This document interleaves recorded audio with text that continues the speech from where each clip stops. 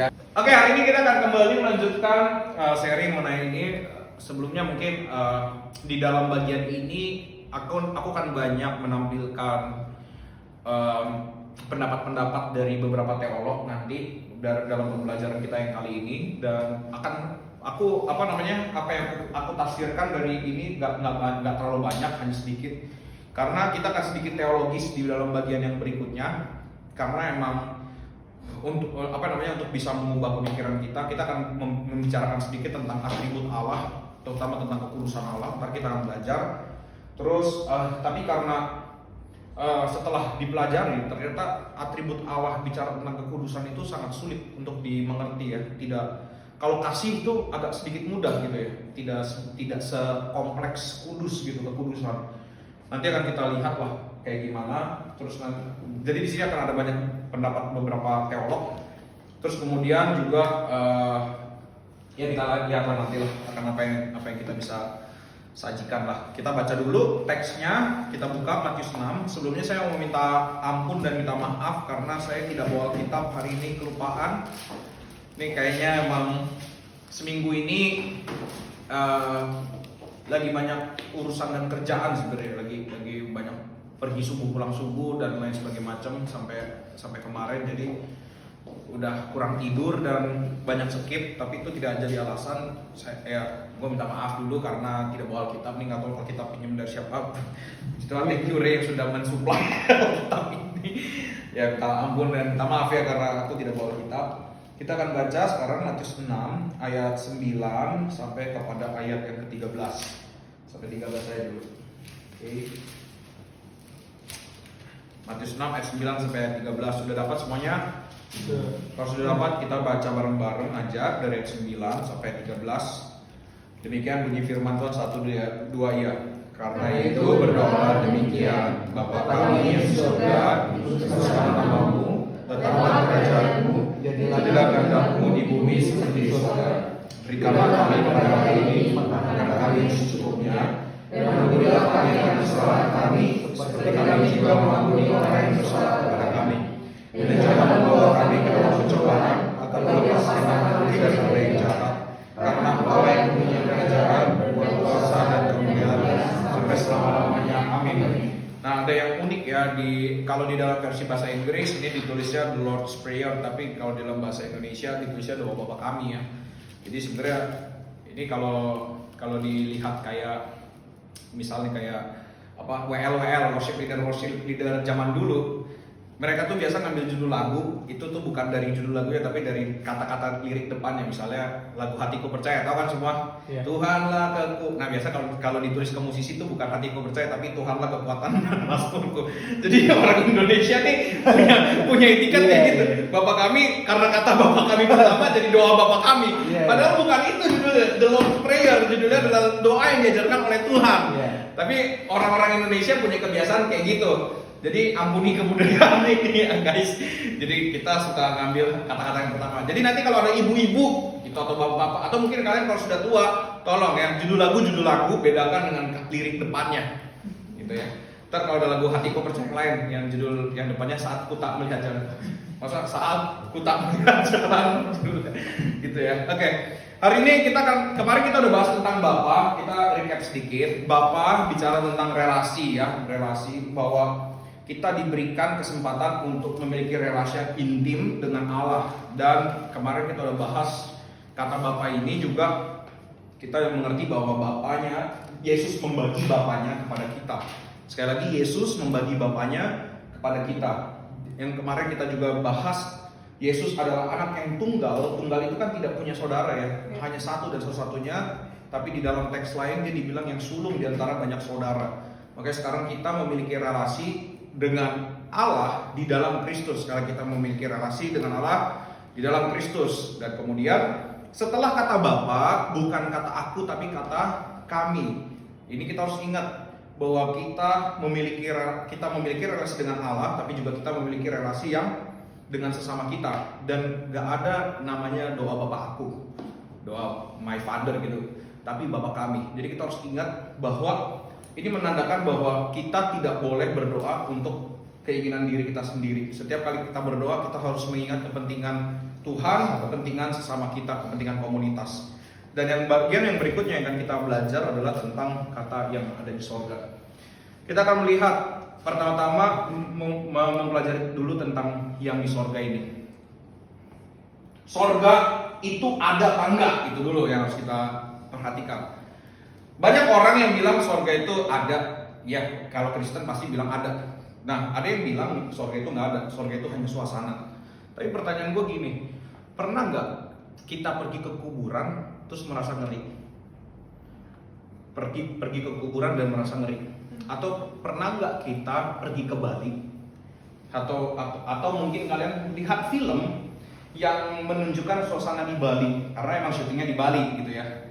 Terus one day kalian pergi ke daerah di Jakarta, terus ada yang suasana mirip, kalian akan bilang, ini kok suasananya kayak di Bali. Pertanyaannya, berarti itu karena ada tempatnya kan? Bener gak? Karena ada tempatnya, makanya ada feeling seperti tempat itu.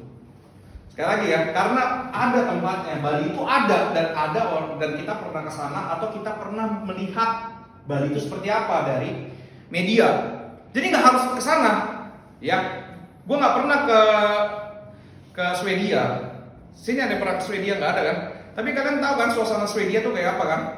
Pernah lihat-lihat di TV kan? Jadi nanti kalau ada tiba-tiba ada rumah-rumah yang kecil-kecil tuh kayak di Bandung tuh, nah pergi di situ kan nanti kalian akan merasa kalian tuh lagi ada di Swedia, betul kan? Terus ada sapi-sapi gede, terus ada rumput-rumput apa segala macam. Sushi garden. Iya gitu. Itu kan kayak sushi garden bener ya. Sapi-sapi sushi garden, terus ada rumput-rumput yang kayak bukit-bukit gitu. Itu kan kayak di Swedia. Ada yang pernah ke Swedia? Tapi kenapa kita bilang kalau itu suasananya kayak di Swedia? Berarti Swedianya ada nggak? Berarti kita harus bilang bahwa sebenarnya kenapa dibilang kenapa orang itu bisa bilang seperti di surga? Surga itu berarti ada. Makanya jangan kita pisahkan antara tempat dengan suasana. Sekali lagi, tempat dengan suasana. Kenapa bisa suasana itu berasa seperti itu? Karena di surga kita mungkin belum pernah ke sana. Mungkin ada yang sudah pernah 7 kali naik turun ya, kita nggak tahu ya. Apakah dia sekarang kemana, kita nggak ngerti. Nah, kita mungkin nggak pernah ke surga, belum pernah ya. Tapi kita tahu surga seperti apa, karena apa? Karena tertulis dalam Alkitab. Tuh, bahkan kehadiran Allah sendiri, dia bilang dia membawa kerajaan Allah sini. Dan kita harus ngerti bahwa Alkitab memberikan gambaran tentang surga itu seperti apa. Makanya kita tahu, wah inilah suasana di surga. Makanya kalau ada orang yang bilang, wah surga itu nggak ada, tapi dia bisa bilang, wah ini seperti di surga, itu aneh. Ya, bagaimana dia bisa punya konsep seperti di surga kalau dia nggak percaya surga itu ada? Oke, jadi surga itu ada apa enggak? Ada. Seperti apa? Kita nggak tahu. Baca Alkitab, percaya itu. Ya. Dan yang bagian berikutnya yang harus kita lihat berarti gini, surga itu ada dan Yesus berarti pergi ke tempat itu. Yesus kan dibilang dia naik ke surga kan? Berarti kalau dibilang dia naik ke surga, dia bukan berarti dia hilang dari bumi, tapi dia nggak tahu kemana gitu. Kalau orang bilang surga itu nggak ada, berarti dia tidak percaya Yesus naik surga. Ngerti gak? Jadi kalau ada orang Kristen bilang bahwa surga itu nggak ada, terus Yesus kemana? Pertanyaannya, apakah Yesus jadi Roh Kudus masuk diri orang percaya gitu? Tolong itu dibenahi teologinya. Jadi Yesus dibilang naik ke surga, berarti dia di surga, betul ya? Dan yang ada di dalam diri orang percaya itu bukan Yesus, Roh Kudus, ya? Jangan kebalik, jangan salah, ya? Bukan Yesus, tapi siapa? Roh Kudus. Ya, jadi Yesus ada di dalamku, itu karena ada Roh Kudus yang ada di dalam kita. Ingat, mereka adalah satu, di dalam satu esensi. Jadi hati-hati dalam memahami ini semua ya. Puji Tuhan hilangnya, TV-nya rusak nih kayaknya. Halo TV. Oke, lanjut ya. Nah, tapi di dalam bagian ini, apakah ini sedang membicarakan tentang tempat? Apakah kata yang di surga ini sedang membicarakan tentang tempat? Nah, itu sebenarnya kita harus kembali mengacu kepada tujuan dari penulisan kitab Matius. Ada yang ingat penulisan kitab Matius itu untuk apa? Bicara tentang apa temanya? Kerajaan. Jadi ini sedang menampilkan tentang kerajaan. Maka kita akan lihat pendapat dari John Calvin. Coba lihat dong nih. Halo. Ya, kita akan lihat pendapat dari John Calvin mengenai di surga. Ya, betul. Terus. Terus, nah, jengkal.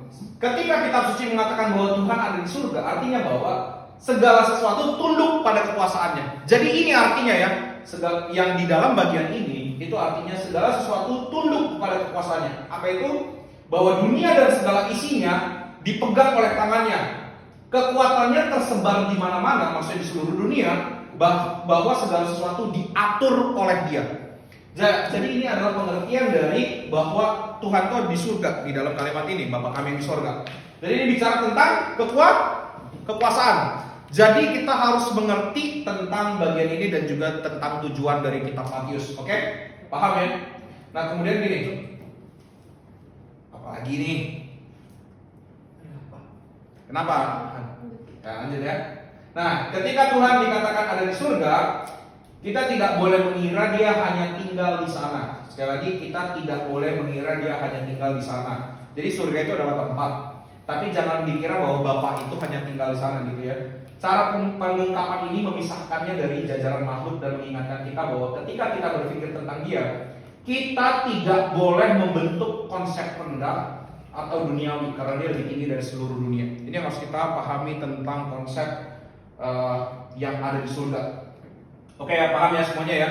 Jadi pertama kita harus ngerti bahwa ketika Alkitab bicara tentang surga, kita bicara tentang segala sesuatu tunduk pada kekuasaannya. Oke, tunduk pada kekuasaannya. Yang kedua, ini bukan bicara tentang bahwa Allah itu ngedokem aja di surga. Ya, nggak bicara tentang itu. Tapi Allah berkuasa atas segala sesuatu. Dia bekerja di dalam segala sesuatu itu. Dan juga, ya kita harus ngerti. Bahkan dia melebihi itu semua gitu, melebihi surga dan sebagainya macam. Jadi dia ini mau menandakan bahwa dia lebih tinggi dari seluruh ciptaannya. Oke, yang ada di surga itu artinya dia lebih tinggi dari seluruh ciptaannya. Maka dengan demikian apa yang kita bisa pahami dari bagian ini? Next, ini kita akan lihat pendapat dari Matthew Henry. Matthew Henry bilang gini: bagi orang percaya, surga adalah tahta anugerah. Kesanalah kita harus mengarahkan doa kita, sebab sekarang Kristus sang pengantara itu ada di surga. Kita buka Ibrani 8. Ibrani 8 ayat 1.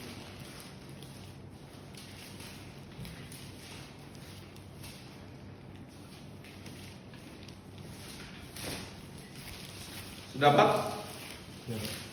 Inti segala yang kita bicarakan itu ialah kita mempunyai apa?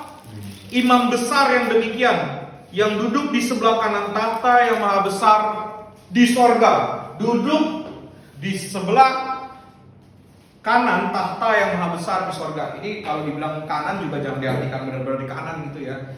Jadi kita harus mengerti tentang kata kanan ini. Kanan tahta yang maha besar di sorga. Jadi kita harus ngerti Bapa kami yang ada di sorga, selain menunjukkan tentang kekuasaan bahwa Allah itu besar dan tinggi, kita juga jangan lupa bahwa di sorga Kristus ada di sorga dan kita sedang berdoa melalui pengantara kita. Sekali lagi, kita sedang berdoa melalui pengantara kita. Maka kita harus ngerti, tanpa adanya Kristus, doa ini tidak mungkin sampai kepada Allah. Bukan nggak mungkin sampai tidak didengar, tapi Tuhan tidak mengarahkan telinganya kepada orang-orang yang tidak di dalam Kristus. Maka kita harus ngerti tentang pengantara. Karena adanya Kristus, karena Dia di surga, kita berdoa kepada Kristus dan Kristuslah yang mengantarkan doa ini kepada Bapa melalui Kristus. Karena Dia imam kita, imam besar kita. Dia melalui Dialah semua keluhan-keluhan kita tersampaikan. Makanya penting banget kita mengerti kemarin tentang kata Bapa itu, kita memahami tentang relasi ya. Jadi kita harus memiliki relasi yang intim. Kita harus punya relasi yang eksklusif dengan Allah. Ingat ini, relasi eksklusif dengan Allah itu adalah hal yang harus dimiliki setiap orang percaya. Kita memang doa Bapa kami ini bicara tentang komunitas dan juga bicara tentang, tapi jangan lupa ini juga bicara tentang kita pribadi. Maka kita harus punya hubungan antar personal antara kita dengan Allah. Dan itu semua terjadi karena kita bertobat dan percaya kepada Injil. Terus seperti ini ya, ini dari pendapat mengenai kata surga. Jadi kita harus ngerti, Bapa kami yang di surga. Kita punya relasi antara kita dengan Allah, tapi kita juga punya relasi antara kita dengan sesama. Dan juga jangan lupa, relasi Bapa itu begitu dekat, tetapi dia juga begitu jauh di surga. Jadi ini ada makna teologis yang sangat dalam ya, untuk menunjukkan hubungan antara kita dengan Bapa, hubungan antara kita dengan sesama, hubungan antara Bapa dengan semua komunitas orang percaya, dan juga menunjukkan adanya kekuasaan yang jauh, tetapi dia juga begitu dekat dengan kita. Jadi ini adalah bagian pertama dari baris pertama doa Bapa kami. Sudah sebegini dalam maknanya.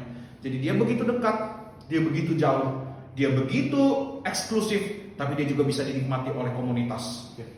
Inilah makna pertama dari doa Bapa kami. Jadi itu tidak bisa dimengerti dengan mudah oleh setiap kita ya, untuk memaknai hal ini.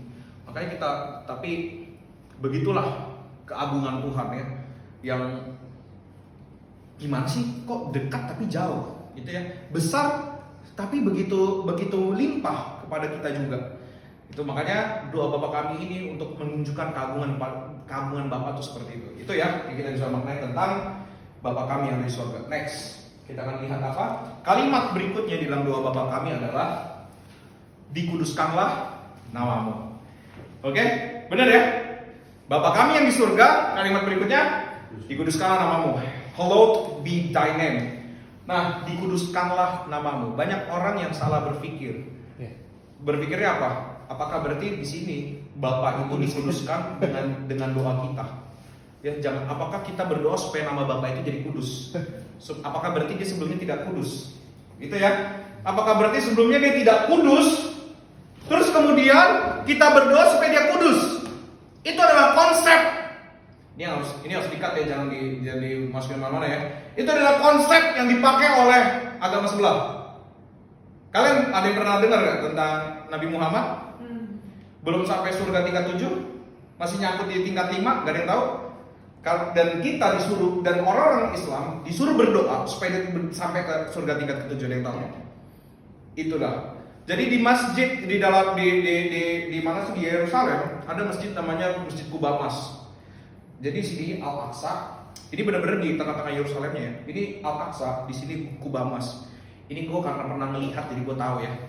Ini Kubamas di sini. Nah, di masjid inilah Kubamas itu kalau nggak salah, dia itulah yang sekarang yang menduduki Bait Allah. Jadi Bait Allah itu dulu dihancurin, jadilah Masjid Kubamas. Di Masjid Kubamas itu, waktu itu Muhammad katanya berdoa dan dia naik ke surga ke tingkat ke-5. Tapi nggak sampai tingkat ke-7. Makanya orang Islam sampai sekarang disuruh berdoa supaya Muhammad masuk surga tingkat ke-7. Dan yang kocaknya, Nabi Isa katanya sudah di surga. Jadi bagaimana sih? itu gua masih nggak habis pikir sampai hari ini ya. Tapi ingat, kalau ada perdebatan antara Islam dan Kristen, siapapun kalian, kalau ada yang bilang, orang Muslim bilang Nabi Isa itu adalah Yesus, itu salah besar. Kita tidak percaya itu ya. Jangan percaya Yesus yang bukan dari Alkitab. Kalau di Alkitab dibilang dia bukan Nabi Isa, itu bukan Nabi Isa. Dia adalah Yesus. Paham ya? Dia adalah Yesus. Jadi jangan menggunakan terms agama lain untuk menyamakan Yesusmu dengan itu. Gak ada.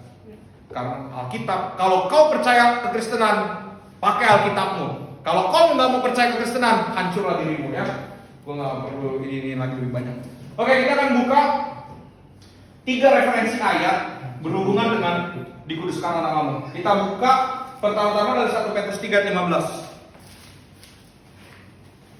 Puji Tuhan ya, ini seperti ya hancur juga ya ini. Ibrani di mana? Yakobus di mana? Puji Tuhan. 1 Petrus 3:15. Kita akan melihat tentang terms dikuduskanlah namamu. 1 ayat 15. Sudah dapat? Ya. Perhatikan situ ada kata, tetapi kuduskanlah Kristus di dalam hatimu sebagai Tuhan. Perhatikan kata-kata kuduskanlah Kristus di dalam hatimu sebagai Tuhan. Dan ini kalimat apologetik ya. Dan siap sedialah pada segala sesuatu untuk memberi pertanggungjawab kepada tiap-tiap orang yang meminta pertanggungjawab dari kamu tentang pengharapan yang ada padamu, tetapi haruslah dengan lemah lembut dan hormat. Kenapa kalimat ini bisa muncul dan berhubungan dengan bagian sebelumnya? Jadi kalimat ini kalimat siap sedialah. Oke? Siap sedia untuk memberi pertanggungjawab. Kenapa muncul setelah kata kuduskanlah Kristus di dalam hatimu? Kita akan lihat nanti. Coba sekarang kita buka Lukas 1 ayat sampai 49. Kita lihat-lihat dulu, gue belum akan jelasin. 49. Sudah dapat?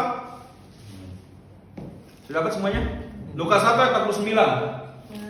Enggak. Karena yang Maha Kuasa telah melakukan perbuatan besar kepada kuda, namanya adalah Kudus. Perhatikan di sini. Perhatikan ayat 49. Melakukan perbuatan apa? Besar atau perbuatan kudus? Besar atau kudus? Kebanyakan orang membicarakan kudus itu tentang apa? Di sini dibilang perbuatannya besar atau kudus? Yang kudus apa? Nah, biasa orang bilang kudus itu apa? Buatan.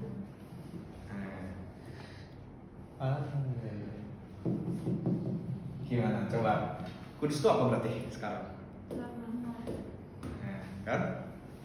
Perbuatannya apa? Besar. Besar. Dan Namanya kudus. nama. Nah. Coba kita lihat Yesaya 29 ayat 23. Yesaya 29 ayat 23. Sudah dapat semua? Sudah dapat?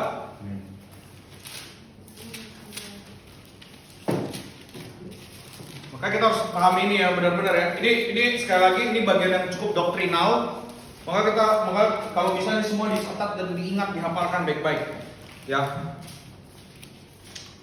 Yesaya 29 nanti kalau nggak gini loh. Kalau kita kayak membedakan gitu, bukan membedakan ya. Misalnya kayak kasih Allah gitu.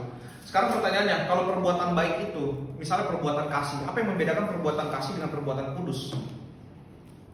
Kudus itu apa dong berarti? Kasih itu apa? Keadilan itu apa? Nah, jadi rancu kan semua kan setelah diselidiki lebih dalam kan. Jadi ada sebuah kekacauan ya, dan kita semua mengira bahwa ini adalah satu bagian semua.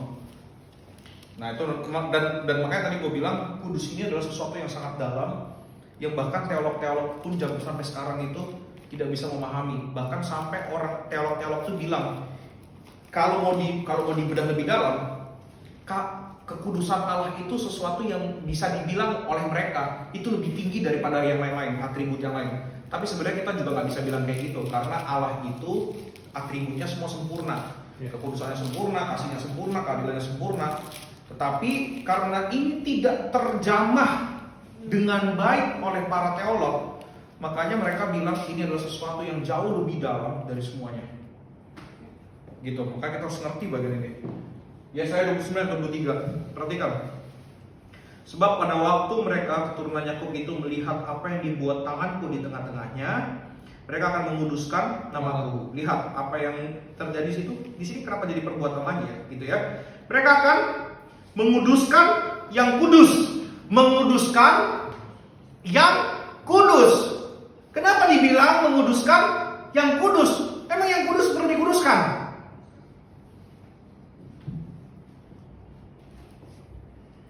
Mereka akan menguduskan yang kudus, Allah Yakub, dan mereka akan gentar kepada Allah Israel. Lanjut, orang-orang yang sesat pikiran, kenapa lanjutannya gitu ya? Orang yang sesat pikiran akan mendapat pengertian, dan orang-orang yang bersungut-sungut akan menerima pengajaran.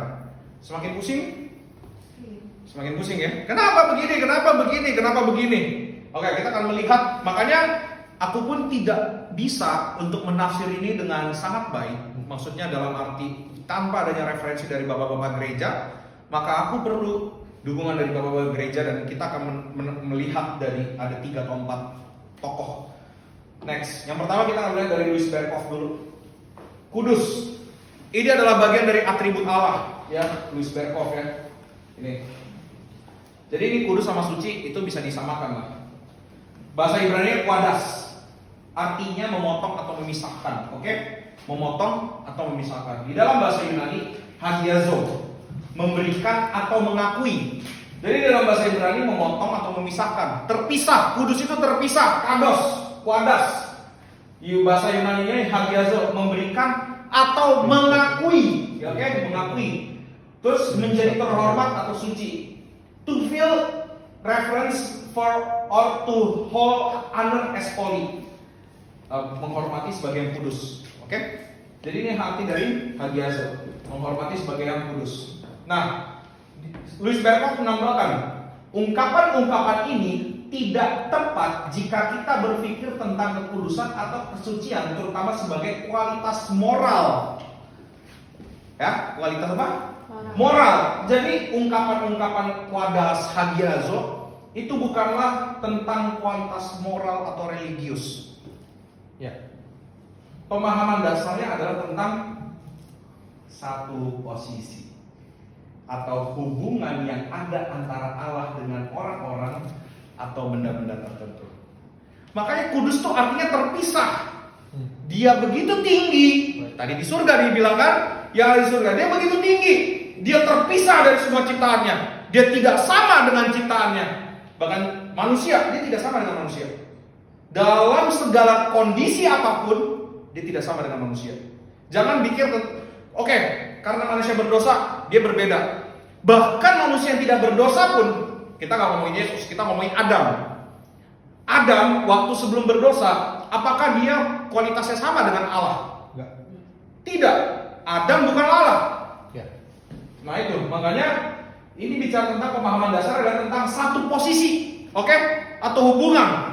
Jadi ada posisi yang jauh banget melebihi semua ciptaan, yaitu Allah. Jadi di kudus, pertama-tama kita ngerti tentang kudus dulu ya. Jadi ini bicara tentang posisi. Nah, dalam makna aslinya, kekudusan Allah menunjukkan bahwa Ia mutlak berbeda dari semua makhluknya, oke? Dia mutlak berbeda. Dan Ia ditinggikan jauh di atas manusia dalam kemuliaan yang tiada terbatas. Jadi dapat dipahami bahwa kesucian Allah adalah salah satu atributnya yang transenden. Transenden itu artinya terpisah ya, jauh. Transenden dan kadang-kadang dibicarakan sebagai kesempurnaan yang sentral dan paling tinggi. Makanya dibilang kudus itu tadi aku bilang sesuatu yang sulit banget dijamah, gak seperti kasih. Kasih mungkin terlalu dekat untuk kita lihat gitu.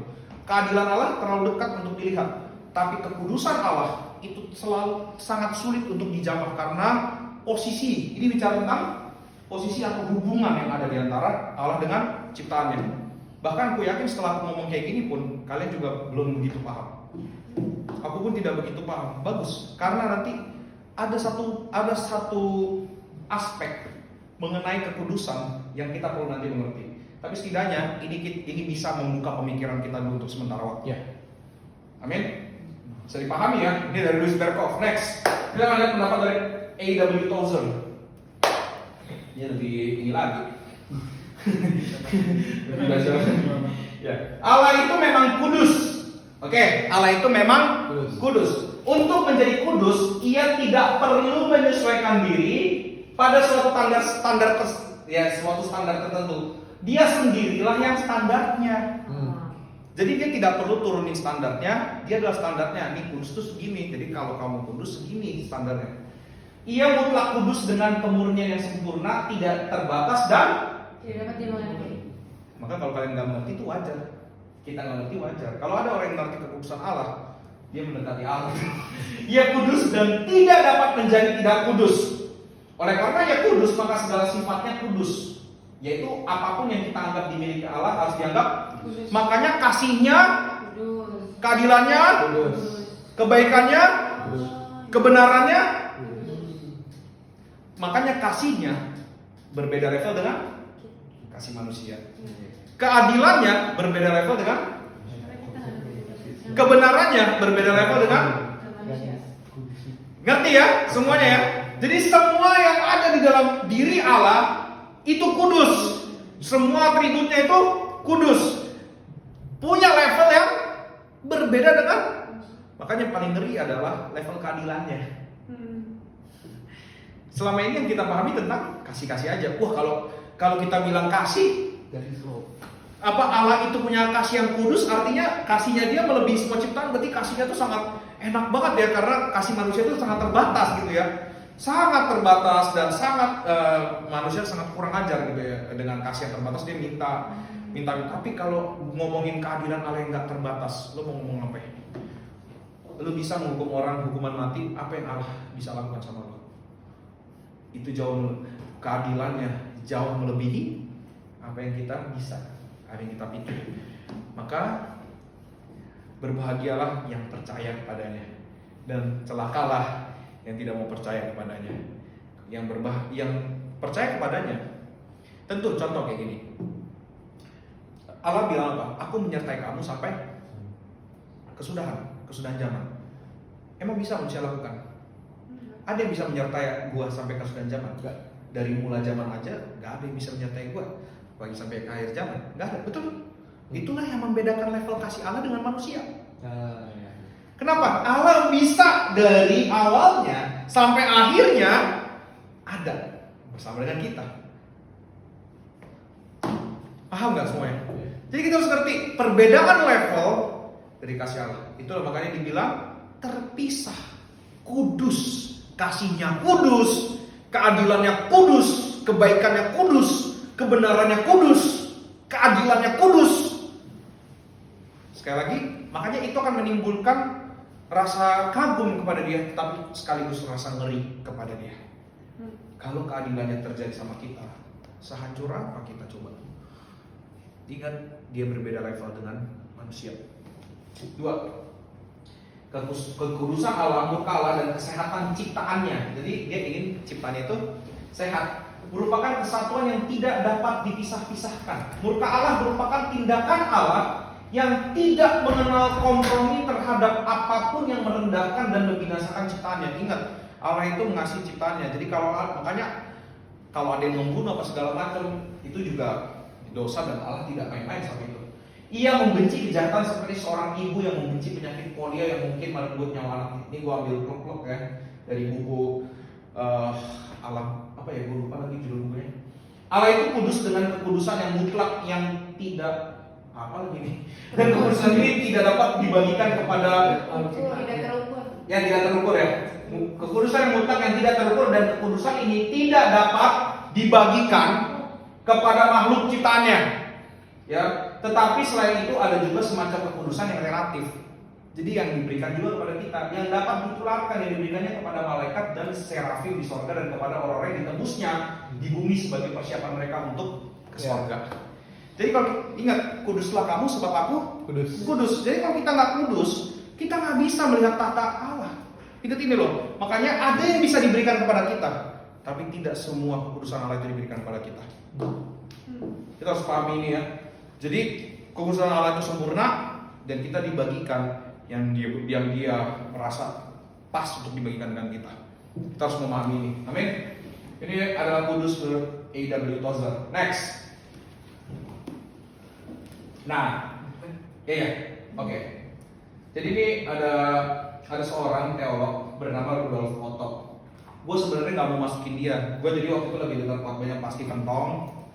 Gue sebenarnya nggak mau masukin ini orang karena buat gue ini siapa gitu Rudolf Otto. Tapi waktu gue baca bukunya Louis Berkhof dan gue baca bukunya A.W. Tozer, nama ini selalu ada. Jadi gue harus masukin. Jadi karena nama ini selalu ada, gue harus masukin. Dia punya buku judulnya The Idea of Holy. Siapa ini Rudolf Otto? Rudolf Otto itu adalah seorang teolog Jerman. Dia dipengaruhi banyak oleh Schleiermacher. Schleiermacher itu teolog liberal. Ya, gue harus ngomong nih teolog, bisa dibilang dia adalah orang liberal nih. Jadi, tapi ada pendapatnya yang baik tentang apa? The Idea of Holy. Bagaimana dia bisa menulis buku ini? Ya, ini yang mungkin aku ceritakan sedikit. Jadi, Rudolf Otto satu hari dia nabung punya duit, dia melakukan perjalanan ke seluruh dunia mencari makna dari kekudusan. Dan tahu dia dapat itu di mana? Dia dapat itu di daerah Asia. Nah, Pak Stephen Tong ngomong gini, pikir, yang maju itu negara mana? Eropa, Amerika. Kenapa agama lahirnya di Asia? Tidak ada agama besar yang lahir dari Eropa, Amerika, yang agama-agama lahir dari Asia. Yudaisme lahir di mana? Israel. Terus Kristen lahir di mana? Asia juga. Islam? Asia. Hindu, Buddha, Taoisme, Sintoisme lahir di mana? Asia. Itu makanya Pak Stephen Tong ngomong gini, orang Asia jangan merendahkan diri. Agama itu lahir dari kita, lahir dari orang Asia. Orang-orang Eropa meskipun pemikirannya maju tidak berpikir tentang agama sedikit pun. Makanya pemikiran tentang, makanya bersyukur ya, Asia ini sangat luar biasa sebenarnya kalau membicarakan pemikiran-pemikiran tentang keagamaan. Tapi pemikiran orang Eropa memang sangat diberkati Tuhan. Mereka bisa memajukan ini lebih maju. New Age gitu. Sampai ya banyak yang rusak memang. Nah, makanya abis dia menelusuri ke perjalanan ke Asia gitu, dia akhirnya menulis buku yang katanya nggak lebih dari 100 halaman tentang the idea of holy. Dan di dalam buku itu kita akan lihat dari pendapat 3 orang ini, Pak Stephen Tong, A.W. Tozer, dan Berkhoff. Kita akan melihat summary mereka tentang kekudusan menurut Rudolf Otto. Jadi ini benar-benar kalau kalian baca bukunya, itu betul-betul mereka itu tulis nama Otto. Jadi ini Rudolf Otto. Yang pertama, Pak Stephen Tong menarik kesimpulan tentang dia menulis tentang ada 3 elemen suatu tempat atau jabatan. Ingat ya, tempat atau jabatan disebut suci atau kudus. Yang pertama, the sense of greatness, keagungan.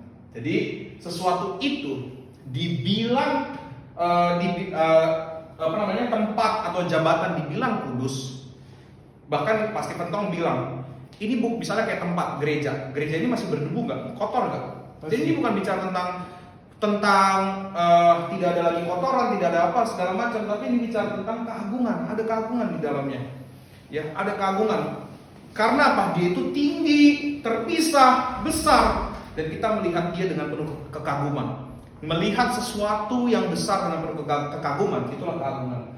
Waktu gua merenungkan bagian ini makanya yang harus kita bedakan antara teologi rumah ibadah dengan teologi bangunan kerajaan.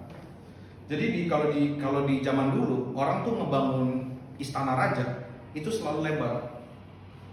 Berbeda dengan rumah ibadah yang selalu ke atas, tinggi ke atas. Coba lihat Istiqlal. Coba, teologi ini nggak cuma dipakai Kristen. Istiqlal. Terus apa? Sebelahnya apa? Katedral dan gereja-gereja dan juga masjid-masjid dimanapun atau rumah Candi Borobudur. Tempat ibadah bukan? Lihat bahwa bangunannya tinggi. Kenapa? Untuk memberikan efek bahwa engkau itu kecil dan rendah. Kalau kita mau bertemu raja, jangan lupa kita ketemu Allah, kita mau ketemu Allah yang agung, yang besar, yang begitu tinggi dan kita begitu rendah. Makanya sekali lagi tempat akan memberikan sense, akan memberikan vibe seperti apa. Jadi makanya gereja dibikin tinggi supaya kita merasa kecil, merasa rendah, sehingga kita punya rasa keagungan, kekaguman kepada yang tinggi itu. Itu ya, the sense of greatness. Keagungan. Beda dengan kerajaan. Kalau kerajaan dibikin lebar, bicara tentang apa? Menginvasi. Mau menarik, mau melawan ini. Maka coba bayangin kalau kerajaan itu dibikin tinggi gitu ya. Prajuritnya mau latihan perang di mana? Kuda-kuda di mana? Jadi ada perbedaannya antara rumah ibadah dibangun tinggi dengan kerajaan yang dibangun lebar. Jadi tinggi untuk menunjukkan bahwa kita kecil, dan ini sedang menunjukkan bahwa kita adalah yang kecil dan dia itu adalah agung, besar, agung. Yang kedua, sense of awfulness, ketakutan. Jadi kalau kita bicara tentang kekudusan, ada bicara tentang ketakutan. Karena dia menguasai segala sesuatu, ya, karena dia bertata atas segala sesuatu. Makanya kita juga punya ketakutan kalau dia melakukan yang adil terhadap ciptaannya. Waktu mempelajari hal ini, ada yang aku jadi renungkan tentang apa? Sebuah jabatan. Jabatan apa? Hamba Tuhan. Hamba Tuhan jabatan bukan? Coba deh, kalau kita pikir-pikir. Kalau kalian misalnya Pak Stephen Tong gitu, pendeta yang hebat, kita akan menganggap dia agung nggak? Agung nggak? Jabatan. Emang dia pernah ngapain? Kita nggak pernah ngeliat dia ngapa-ngapain kan? Maksudnya kita cuma dengar dia khotbah. Atau nggak usah lah Pak Stephen Tong, Pak Philip Mantova deh, pendeta. Kita akan ngeliat dia kudus nggak? Kenapa kita ngeliat dia kudus? Karena ada sense of greatness. keagungan. Dia membawa suara Allah, sepertinya membawa suara Allah. Ya, jadi ada sense of greatness di situ ya. Sepertinya membawa suara Allah ya. Ya, karena menjelaskan firman kurang juga. Nah, the sense of greatness, ada keagungan di situ. Kenapa? Jadi kita akan melihat, bayangkan ya, semua hamba Tuhan, siapapun kalian, siapapun kita, kalau udah ngomongin ini orang pendeta, kita akan dianggap dia kudus. Belum ngapa-ngapain?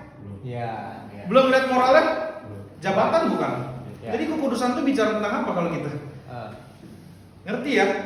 Jadi ada waktu, wah pendeta, jabatan agung dia. Yang kedua, ada ketakutan. Contoh, kalau kalian ketemu sama teman kalian, sahabat kalian, dan kalau kalian ketemu gua, akan lebih malu ketemu teman atau ketemu gua? Ya, misal kalian lagi berdosa gitu ya. Aduh, kegap lagi nih sama Kak Cerek. Betul gak? Akan lebih malu datang sama hamba Tuhan daripada teman. Kenapa? Kalau sama teman gak ada sense of awfulness. Kalau sama seorang yang kita anggap kudus, ada sense of ketakutan ini, awfulness, ketakutan. Makanya apa-apa jadi, makanya itu waktu gue belajar, iya ya. Makanya dari situ, dari hal ini gue jadi mengerti gitu. Kenapa jabatan hamba Tuhan ini bukan jabatan yang sembarangan gitu ya ternyata ya. Karena ini akan menimbulkan greatness. Kalian akan melihat dengan penuh kekaguman, tapi kalian akan juga melihat dengan penuh ketakutan. Makanya banyak orang yang ketika udah ngomongin tentang, kalau cerita kepada hamba Tuhan, itu nggak mungkin bisa 100% cerita. Pasti selalu akan ada yang ditutupin. Dan dan susah untuk cerita sama hamba Tuhan. Kenapa? Karena akan merasa takut dihakimi. Padahal gue gak punya maksud menghakimi, tapi dari jabatan gue gue seperti membawa keadilan sama kalian. Padahal bukan itu. Kenapa bisa ada kayak gitu? The sense of awfulness. Paham ya? Padahal kalian kenal sama gue kan? Kebrengsekan gue kalian tahu. Tapi kalian tetap aja takut. Kenapa takut? Karena jabatan yang gue miliki. Betapa ngerinya ya seorang yang belajar mengetahui Tuhan, belajar tentang Tuhan, jika dia tidak bersungguh-sungguh di dalam hal itu untuk benar-benar mengaplikasikan, menghidupi jabatannya itu dengan benar, betapa mengerikannya itu di mata orang-orang anak-anak Tuhan gitu ya. Ini akan menjadi sebuah bumerang jika orang itu benar-benar tidak melakukan firman, tidak membicarakan firman dengan benar. Karena apa? Keagungan ini dan ketakutan ini akan membuat yang si pendengarnya itu akan langsung buka pintu begitu aja ketika kita ngomong firman. Padahal tidak selalu firman yang diomongin. Nah, makanya kita harus ngerti tentang ini. Ada keagungan, ada ketakutan. Ini yang disebut dengan kekudusan. Ya. Padahal gue belum ngapa-ngapain, padahal orang-orang pendeta belum ngapa-ngapain, kita bisa bilang dia kudus karena kita tahu jabatannya dia apa. Begitupun kita melihat kepada Allah. Allah itu besar. Mungkin ada orang yang tidak merasa pernah jemaah Allah gitu ya, tetapi ada sense ini, keagungan dan ketakutan, maka itulah yang dinamakan dengan kekudusan. Yang ketiga adalah sense of mysterious. Misterium harusnya ya, bahasa Inggrisnya nggak tahu deh. Pokoknya misteri lah. Dia Allah, dia besar, dan kita tidak tahu apa yang akan dia lakukan terhadap kita. Misteri. Makanya kita menganggap dia adalah kudus. Gitu ya, next. Kita akan lihat pendapat dari Berkhof dan juga Althaus. Jadi menurut The Ideal of Holy yang ditulis oleh Rudolf Otto, dia menulis tentang kata numinos. Numinos itu artinya apa? Perasaan bahwa di dunia ini ada sesuatu yang samar dan tidak dimengerti. The sense of mystery. Misteri yang menggetarkan dan mengelilingi dan menyelubungi alam semesta. Ini adalah sesuatu yang dahsyat yang tidak akan pernah dimengerti oleh akal manusia. Hal ini tetap sebagai naluri keagamaan abadi, suatu perasaan bagi kehadiran tidak bernama dan tidak terselidiki yang terdapat seperti kehidupan di dalam pembuluh darah makhluk-makhluk ciptaan, yang kadang-kadang membuat pikiran kita tertegun, yaitu apabila diperhadapkan dengan manifestasi dirinya yang supernatural dan superrasional. Orang yang diperhadapkan secara demikian hanya dapat merasa dirinya rendah, greatness, terpesona, gemetar, awfulness, dan berdiam diri. Itu ya. Jadi Ada perasaan yang kita nggak ngerti. Secara sama kita nggak ngerti, ini tuh apa? Kok bisa? Jadi ini adalah ada di dalam apa sih namanya tadi? Naluri keagamaan. Naluri keagamaan itu ada di mana? Di dalam gambar dan rupa Allah. Makanya binatang nggak ngerti. Ya, nggak ngerti tentang hal ini. Nah, kita diberikan gambar dan rupa Allah untuk mengerti bagian ini. Maka kalau kita melawan Allah, betapa binatangnya kita. Ya, gak ada lagi sense of greatness, gak ada lagi pengagungan pada Allah, gak ada takut-takutnya lagi sama Allah. Lebih binatang dari binatang itu. Gak ada takut-takutnya sama Allah. Ngapain berdosa seenaknya, gak mau baca Alkitab seenaknya, gak mau berdoa seenaknya. Sorry, kalau nggak mau berdoa selalu berdoa seenaknya, maunya kapan aja, gua terserah gua lah, gua berdoa kapan aja lah, gue yang punya waktu. Hey, kau lebih binatang dari binatang. Kau diberikan naluri ini sebenarnya, tapi kau diberikan ada misteri yang kita nggak ngerti. Harusnya ini yang terjadi. Orang akan merasa dirinya rendah, terpesona, gemetar dan berdiam diri. Maka kalau ini nggak ada di dalam diri manusia, apakah engkau sedang menganggap Allah itu kudus? Jika demikian, maka tadi kita balik lagi. Bapa kami di surga nah, udah mulai terbuka belum pelan-pelannya? Dikuduskanlah namamu. Jadi orang yang nggak ada ini di dalam dirinya, apakah dia menguduskan Allah di dalam hidupnya? Enggak. Menganggap Allah kudus di dalam hidupnya? Enggak. Engkau menganggap Allah rendah dan sama dengan kau.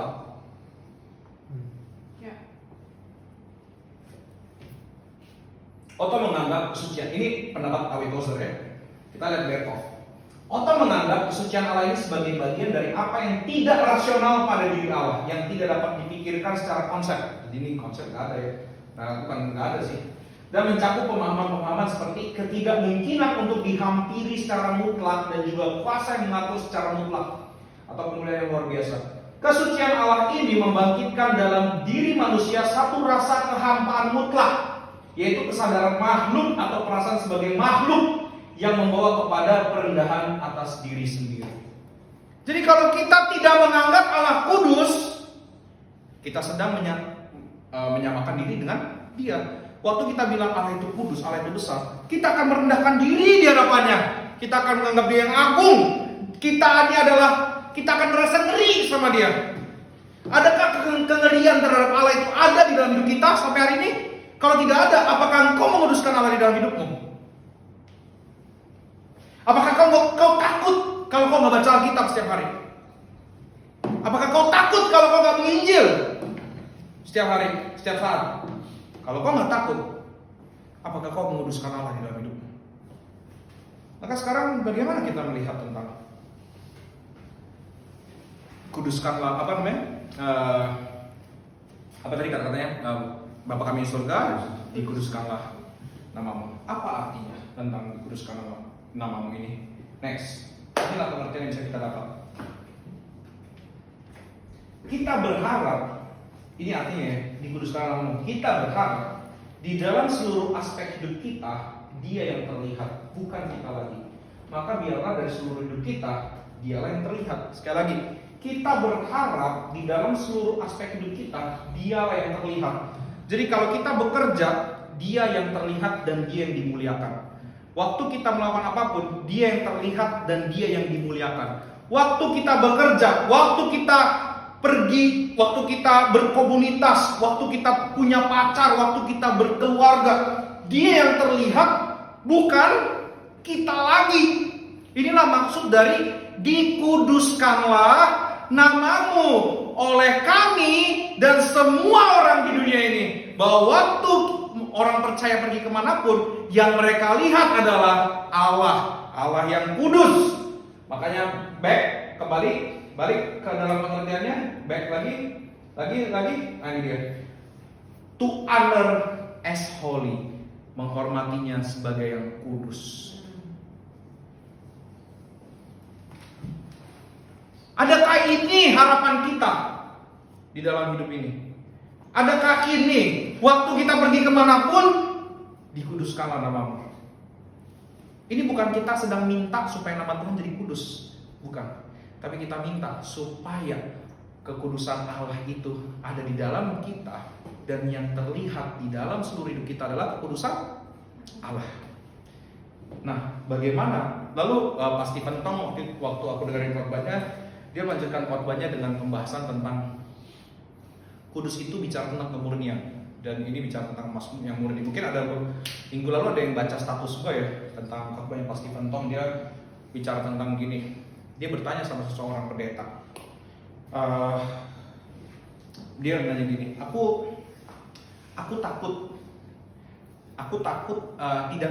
tidak bisa memuliakan Allah sampai hari tuaku. Nah, pendeta tuh ngomong gini, kenapa kamu takut? Emasmu, kalau kamu adalah emas yang murni, kamu tidak perlu takut terhadap api. Sekali lagi, kalau kamu adalah emas yang murni, kamu tidak perlu takut terhadap api. Kenapa harus dibahas kata emas yang murni? Ternyata di zaman dulu, bagaimana caranya seseorang itu ngerjain emas, membuat emas. Jadi emas itu ditambang. Nanti emas itu akan bercampur dengan ada banyak elemen lain, ada tanah, ada tembaga dan lain sebagainya macam. Untuk bisa memurnikan emas itu harus dibakar dulu. Terus dilihat, masih ada nih tanah-tanahnya, dibakar lagi. Itu nggak mungkin prosesnya cuma sekali 2 kali. Bisa 7 kali, bisa 10 kali, bisa puluhan kali. Jadi prosesnya nggak sekali dan 2 kali. Dan kalian tahu gimana caranya supaya emas itu, kita tahu emas itu murni apa enggak? Tahu cara gimana? Orang yang membuat emas itu akan melihat emas itu dan melihat kalau mukanya ada di emas itu udah murni. Kalian tahu artinya? Kenapa kita harus dimurnikan setiap saat sama Tuhan? Waktu dia melihat kita, dia melihat dia. Ya, waktu dia melihat kita, dia melihat dia, bukan melihat kita lagi. Dan waktu itulah kita tahu bahwa Allah dimuliakan di dalam hidup kita. Karena apa? Kita pergi, yang terlihat bukan Kita. yang Allah lihat aja apa? Gambaran dirinya. Maka yang orang lihat adalah gambaran diri. Matius 5:16 buka.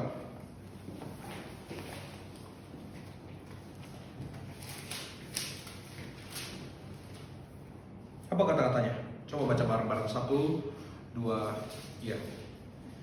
Demikianlah hendaknya percaya di depan semua orang, supaya mereka melihat perbuatanmu yang baik dan memuliakan Bapamu yang di surga. Nah itu, melihat perbuatan yang baik.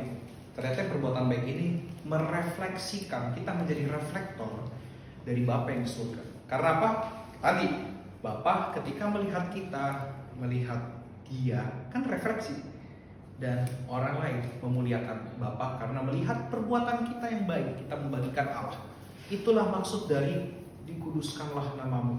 Jadi Allah dikuduskan di dalam diri kita, di dalam seluruh aspek hidup kita. Dan waktu orang melihat kita, dia melihat,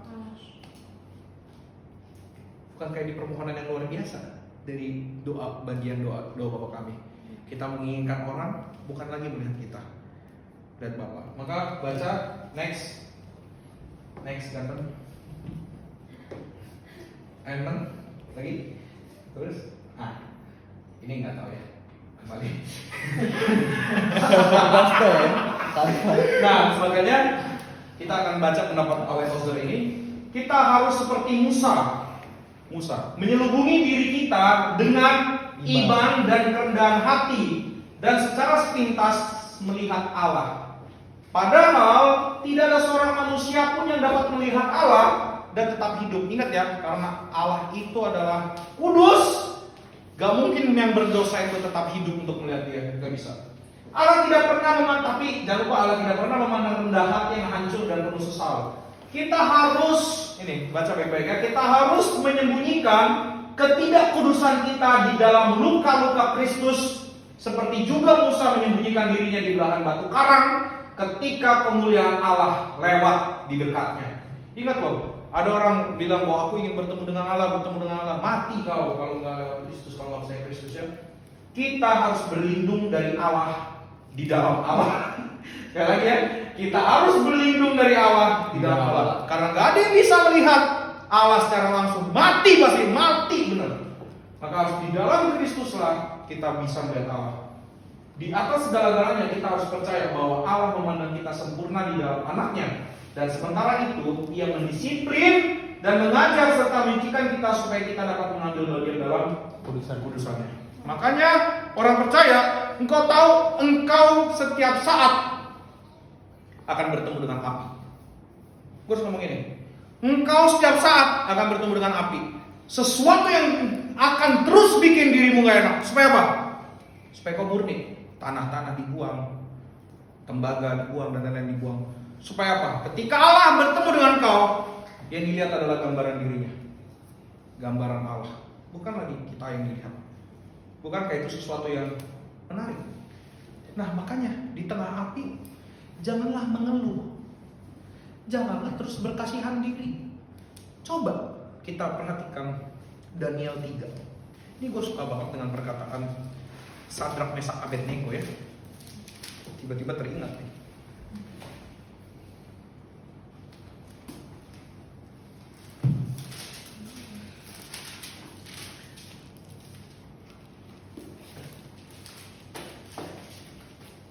Ayat 17 dan 18. Inilah yang seharusnya dimiliki oleh seorang percaya. Sudah? Jika Allah kami yang kami puja sanggup melepaskan kami, maka ia akan melepaskan kami dari perapian yang menyala-nyala itu dan dari dalam tanganmu ya Raja. Tetapi seandainya tidak, hendaklah Tuhanku mengetahui ya Raja bahwa kami tidak akan memuja dewa Tuhanku dan tidak akan menyembah patung emas yang Tuhan dirikan itu. Di tengah mereka terancam akan adanya api, mereka tidak takut bahaya. Apakah mereka yakin akan selamat? Mereka tidak tahu. Makanya ada kata seandainya tidak. Apakah mereka yakin banget bahwa mereka aku akan menyelesaikan masalah ini dengan sempurna karena ada Allah bersama denganku? Jangan berpikir begitu. Yang kau pikirkan apa? Waktu ada masalah ini, bagaimana aku tanah-tanah di dalam diriku, semua yang ada di dalam diriku yang kurang itu terkikis. Kita sedang dilebur di dalam emas sehingga ketika Allah melihat kita, dia melihat gambaran dirinya. Itulah sekali lagi pengertian dari dikuduskanlah namamu. Maka waktu kita berdoa untuk ini, kita berdoa supaya kita dimurnikan. Dan jangan pernah berkata pemurnian itu enak. Sekali lagi, jangan pernah berpikir pemurnian itu enak. Dan kalau engkau melarikan diri terus dari pemurnian ini, tidak mau dimurnikan, tetap mau menyimpan tanah-tanah dan sampah-sampah itu dalamnya, apa yang akan terlihat dari gambaran dirimu? Gak ada. Jadi apa yang kau akan berikan bagi dunia ini? Tidak ada. Kau hanya memberikan tanah, sampah, dan bukan lagi Allah yang kau berikan bagi dunia ini. So, inilah kalau kita berdoa, dikuduskanlah namamu, maka kita berdoa supaya Allah betul-betul dikuduskan di dalam diri kita. Makanya nanti kalau kita baca lagi, sekarang kita baca lagi 2 ayat itu dari Yeremia. Dari Yesaya. Coba buka back, gue lupa. Yesaya 29 ya tadi. Yesaya 29 Yesaya 29 ayat 23. Sebab pada waktu mereka keturunan Yakub itu melihat apa yang dibuat tanganku di tengah-tengahnya, mereka kan apa yang dilakukan Allah di tengah-tengah itu, di tengah-tengah bangsa ini di zaman itu, dibuang. Dibuang. Mereka kan habis itu apa? Menguduskan namaku. Dan apa yang terjadi setelah Israel dibuang? Tahu nggak apa yang terjadi? Tidak ada lagi berhala. Jadi kita harus ngerti, di dalam konteks perjanjian lama, berhala fisik sudah selesai di konteks sampai kitab Maleakhi. Makanya di dalam konteks perjanjian baru, berhala itu pindah ke hati, bukan lagi di fisik. Karena ada berhala yang terlihat, makanya Allah tulis kayak gini. Yesaya menulis kayak gini, ya. Melihat apa yang dibuat tanganku di tengah-tengahnya, mereka akan menguduskan namaku, akan membicarakan mana-mana bahwa Allah itu kudus. Mereka akan menguduskan yang kudus. Jadi ini bukan kita berharap bahwa yang kudus itu jadi kudus, bukan, tapi mereka sedang melakukan supaya yang kudus itu betul-betul tersebar namanya dimanapun, dan semua bangsa melihat mereka, dan mereka akan menguduskan Allah, menganggap Allah sebagai Allah yang kudus, dan mereka akan gentar terhadap orang Israel. Maka kalimat selanjutnya, orang yang sesat pikiran akan mendapat pengertian, dan orang yang bersungut-sungut akan menerima pengajaran. Itulah yang terjadi. Jadi kalau kita mau bicara tentang dikuduskan namamu, ini yang harusnya terjadi. Orang yang sesat dapat pengertian, ya. Orang yang sesat dapat pengertian. Orang yang galau gimana? Orang yang bersungut-sungut akan pengajaran, ya. Nah, terus kita lihat 1 Petrus 3 ayat 15. Dikuduskanlah namamu. Nah, pertanyaannya itu kan kata-kata itu kan yang berikutnya kan tadi kan kalimat-kalimat, aku bilang kan kalimat apologetik ya. Ayat-ayat, dan siap sedialah pada segala waktu untuk memberi pertanggungjawab. Gokil kan? Jadi di kalimat di ayat 15 awal, tetapi kuduskanlah Kristus di dalam hatimu sebagai Tuhan. Kuduskanlah Kristus sebagai Tuhan. Maka kita punya tugas apa? Memberikan pertanggungjawab kepada orang. Supaya apa? Orang menyembah Allah dan melihat bahwa Allah itu kudus, dan to honor Him as holy. Inilah makanya tugas dari kita. Ini adalah ini semua gitu. Makanya sekali lagi, jangan bermain-main dengan kekudusan Allah. Ya, ada sense of greatness, sense of awfulness, sense of mystery. Maka kalau kita tidak ada lagi ketakutan sama Dia, kalau kita berbuat salah, kita udah gak takut lagi sama Allah. Kita sudah tidak lagi menguruskan Dia di dalam hati kita. Kalau kau sudah tidak takut lagi berbuat dosa, ya, kau tidak lagi menguduskan namanya di dalam hidupmu. Apapun itu bentuknya, mau kerjaan kek, mau pacaran kek, mau apa kek. Kalau kau sudah tidak ada takutnya lagi sama Allah, kau tidak membicarakan Allah itu kudus. Yang kudus adalah engkau, yang tinggi adalah engkau, dan kau sedang melawan Allah. Maka hati-hati. Waktu kita tahu Allah itu kudus, kita tahu ada jabatan yang kudus, dan kita lari daripada Dia, tidak ada lagi rasa takut kepada Dia, sehingga kita lebih milih untuk lari daripadanya, lari daripada orang-orang yang kita anggap sebagai hamba Tuhan dan lain sebagainya macam. Hati-hati, jangan-jangan kita sudah tidak menguduskan lagi Dia di dalam hidup kita. Itu ya, bicara tentang menguduskanlah namamu. Amin.